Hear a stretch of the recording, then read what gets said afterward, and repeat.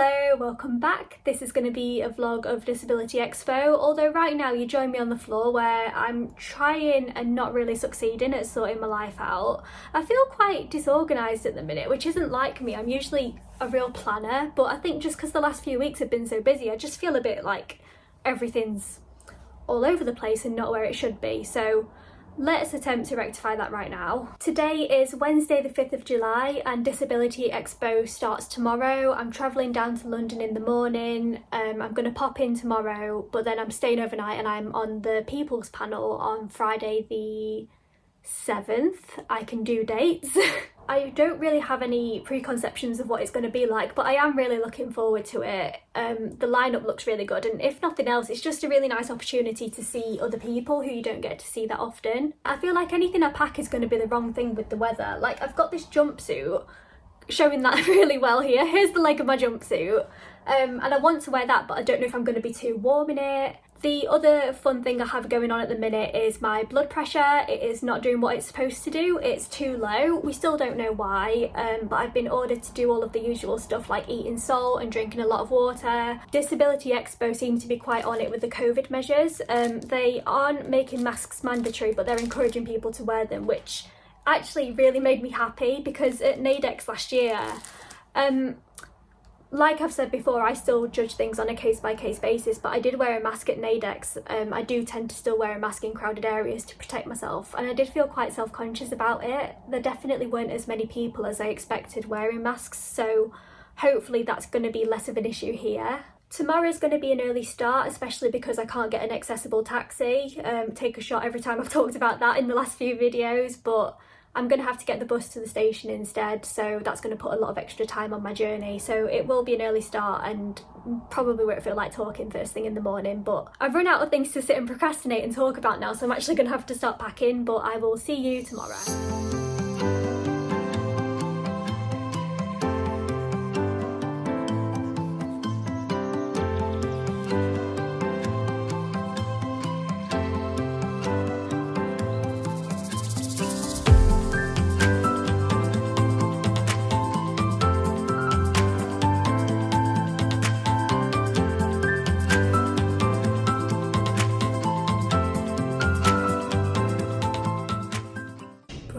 From the very glamorous location of the disabled toilet cubicle. I've just got to the hotel, the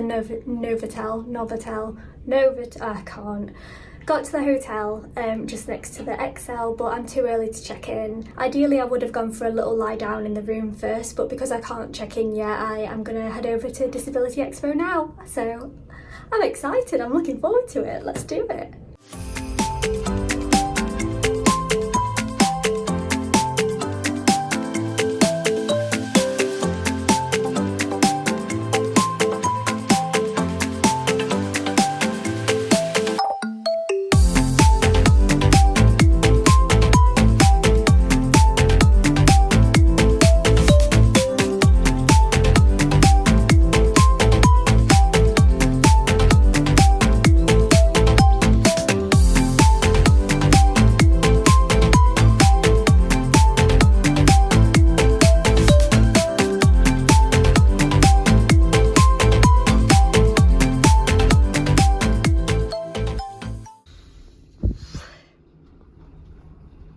This room is lovely. Oh, so pretty. My brain can't comprehend the size of that TV. Lovely light. Light? I can't brain anymore. If you think about it creatively, there's kind of a waterside view. You can see water there. It's practically the same thing. I wasn't sure if I was gonna get an accessible room this time because, hang on, I'm gonna sit. For disability events like this where my accommodation is arranged, I do tend to say that if there's a shortage on accessible rooms, then I can manage without one, as long as I can physically get into the room with my power chair, because I don't want to take away the facilities from somebody who needs them more. But yeah, it's a really lovely, really stylish, accessible room. I still don't know how you say Novotel.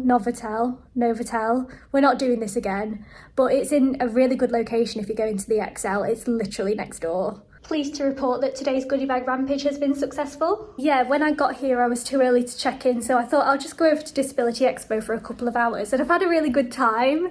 It's very, very tiring being in an environment like that, but it is really lovely, and I don't think I've done the best job of vlogging, because the beauty of the events like these is that you go around a corner and you either see somebody else you know, or you start talking to somebody else, and it's just a really sociable thing. I'm an absolute sucker for a goodie bag though. I think Revitalise win the goodie bag game today. That's beautiful. I was going to show you what I've picked up, and I actually ended up buying something.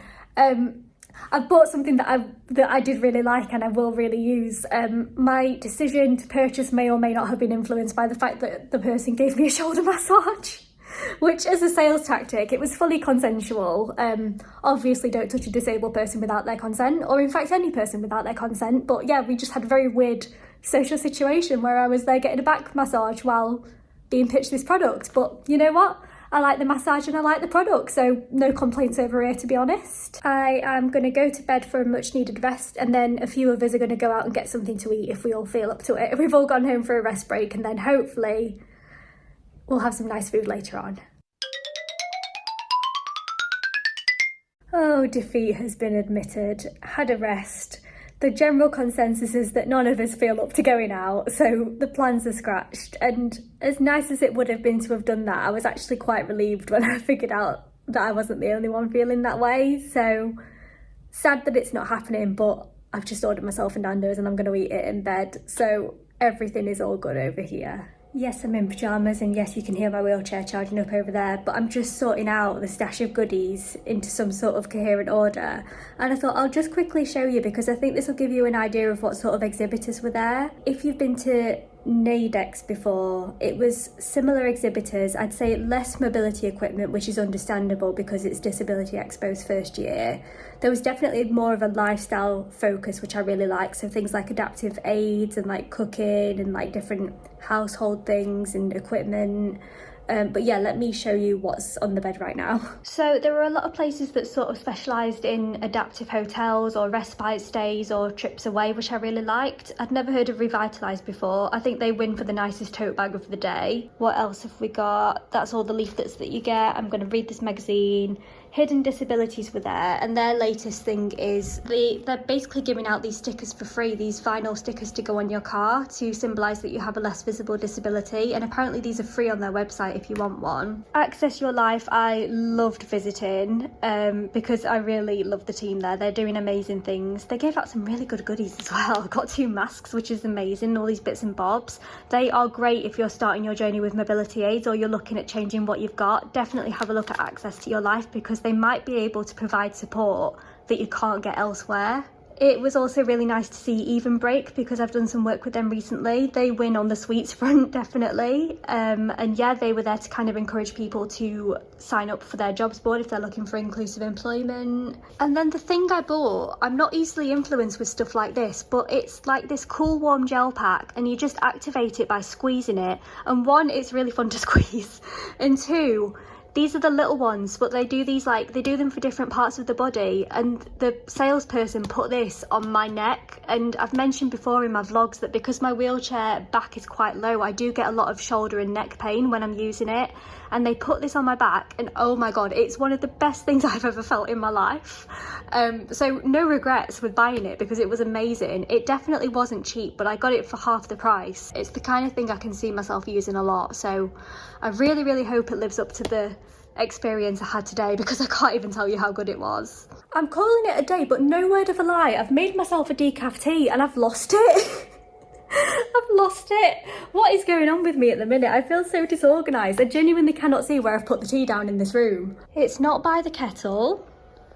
It's not by the side of my bed. It's obviously not on the bed. I don't know where else I would have put it. Oh god, I just put it back where I got it from. There we go. Crisis averted, everybody. Stand down, everyone. I think I'm going to take that as my cue to call it a day, so I'll see you tomorrow. Hello, good morning. I was just about to set off and I realised that I hadn't vlogged anything today. I have just had a really, really nice breakfast in the hotel. This hotel is lovely, the staff are really good, and it's not loud either, so I've had a really good experience here. But I've just got ready and I'm about to head over to the ExCeL now. I have the digital accessibility panel at 10:15, but we need to get there at 10. It's about 9:30 now, so luckily I've got time. And hopefully it should be a really good day. Shona's coming today, which will be really nice. My friend Shona, I haven't seen her for over a year, so I'm really looking forward to that. And I'm ready, let's go do the day. Okay, I was a bit sad because I thought I was going to miss Kate, but the panels are running really late, so I'm going to see if I can just catch her. Technically she's on at the same time as my panel, but I'm going to see if I can just make it and get back. So cross your fingers for me. Kate Stanforth is joining us for a new solo performance called What is Time? And then there'll be a Q&A and informal chat afterwards, so.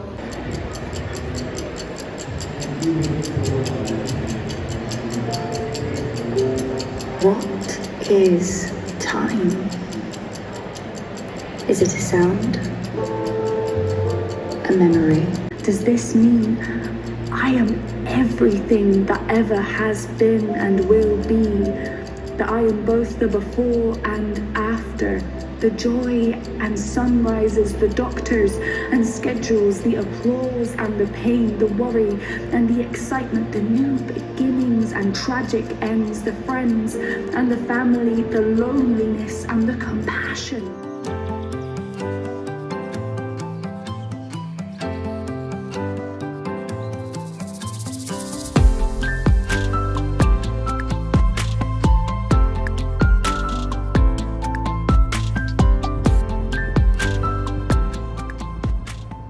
Vlogging in public. She's vlogging in public.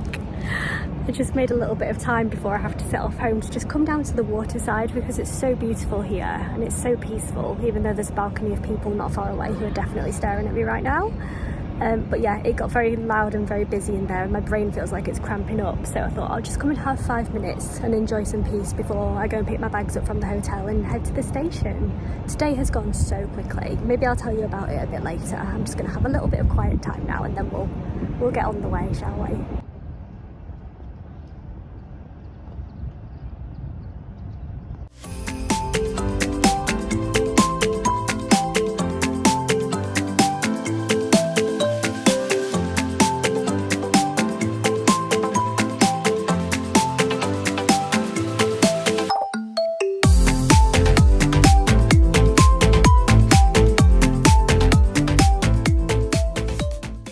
Hello, coming to you from the future now. I've had a bit of much needed recovery time. I thought I'd just round off this vlog with some initial thoughts on the first ever Disability Expo. It was definitely bigger than what I expected with it being the first year. There were lots of good exhibitors. I liked that they'd considered books. I thought that could have been really good. It's a shame that the plans didn't quite go ahead how they were supposed to. There was supposed to be more of an official book area and it didn't really work out this time, but I really hope that's something that they do more next time and emphasize it more next time, because I think that could be really cool and that's definitely something that made it unique. To echo what a lot of people said, it does seem like there's quite a lot going on at any given time. There's lots of clashes with different events and the noise insulation isn't great either, so there's often background noise from other things going on while you're trying to listen to something else, and if you have sensory overload or chronic illness, that in itself can be quite a difficult environment to be in, so I think that's something to be aware of. There was not a lot of mask wearing, which I was actually really surprised by. I definitely was still in the minority, and even I wasn't wearing a mask all the time. I was taking it off when I was talking and for photos and stuff, so it's not like I've got any moral high ground here, but it was a shame that not more people were wearing masks, because I know that for a lot of people, probably including some of you who are watching this, the fact that people aren't routinely wearing masks in crowded areas is in itself an access barrier that means that you perhaps can't go to these things. So I just want you to know that I am really mindful of that, and I'm just really sorry that the situation's so rubbish. I was thinking about it, and I think if they did implement a mask mandate for those who are able at events like this, I would definitely still support it, and I think more people would still support it and still go. But if masks were more compulsory or more strongly recommended, I can't help but think that would make it a better situation for everybody. But I don't know, I'd be interested to hear your thoughts on that because I appreciate everyone's experiences are different. In terms of recommending it, I'd definitely say it's worth going to. If I was trying to think of it, if I wasn't there working or invited, would I still have felt value if I'd gone and made the journey down just as a guest? And I think I would, yeah. I definitely enjoyed my time there. And like I said before, it's the people that really make events like this. I think if you were going to NAIDEX and Disability Expo, I don't necessarily think you would need to go to both, but maybe time will tell. Maybe they'll start becoming more separate and more unique in the future, but as it stands at the minute, I don't think you need to go to both of them in the same year. One important difference that I forgot to say actually, just in my opinion, Disability Expo definitely seemed to be more focused on individuals with lived experience of disability, whereas in the past NAIDEX has sometimes had particular elements that seem to be more tailored towards parents and carers, healthcare professionals. So that's probably the most significant difference I noticed this time around. I hope this vlog has provided just a tiny bit of insight into what the first Disability Expo was like, especially if you couldn't be there yourself. Thank you so much for watching as always, I really appreciate you being here. You can subscribe if you want, and I'll see you next time.